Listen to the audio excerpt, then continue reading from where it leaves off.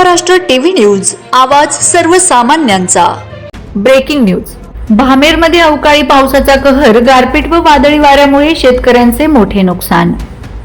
साक्री तालुक्यातील भामेर गावात आज दुपारी सुमारे 3 वाजेच्या सुमारास अचानक हवामानात मोठा बदल होऊन वादळी वाऱ्यासह जोरदार पावसाने हजेरी लावली।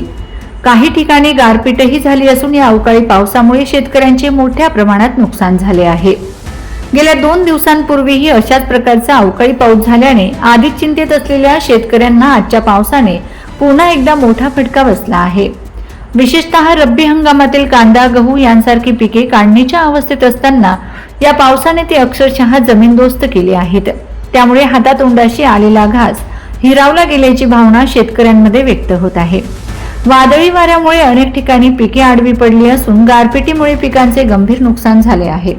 परिणामी शेतकऱ्यांच्या आर्थिक स्थितीवर मोठा परिणाम होणार असून काही ठिकाणी उपासमारीची वेळ येण्याची भीती व्यक्त केली जात आहे।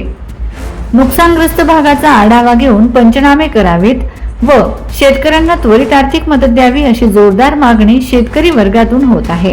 तसेच अवकाळी पावसाच्या वाढत्या घटनांमुळे शेतकऱ्यांच्या सुरक्षेसाठी दीर्घकालीन उपाययोजना राबवण्याची गरजही व्यक्त केली जात आहे। वंदे महाराष्ट्र टीव्ही मीडिया प्रतिनिधी रवींद्र दादा सोनवणे, धुळे। वंदे महाराष्ट्र टीव्ही न्यूज, आवाज सर्वसामान्यांचा। अशाच नवनवीन बातम्या पाहण्यासाठी आमच्या चॅनलला सबस्क्राइब करा, बेल आयकॉनला क्लिक करा।